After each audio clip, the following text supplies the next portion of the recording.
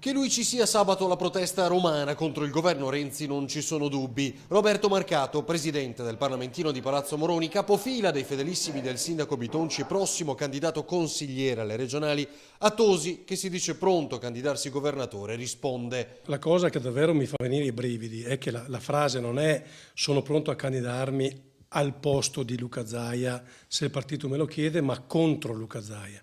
Anche il segretario Salvini interviene in mattinata. Mettere in difficoltà Zaia non mi sembra utile, dice, si trovi un accordo e si vada a vincere. Il presidente del Veneto si tiene fuori dalle beghe e si dice preoccupato più che altro per la chiusura di 50 uffici postali in tutta la regione. Oggi rischiamo davvero, per questioni che hanno poco a che vedere con il futuro dei veneti, di regalare una vittoria che abbiamo già in tasca alla sinistra e alla Moretti.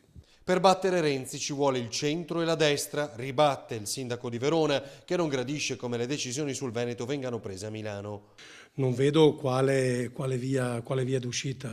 Io me lo auguro per i veneti, per il futuro dei veneti, perché al Veneto serve una guida come quella di Luca Zaia, ma senza ombra di dubbio.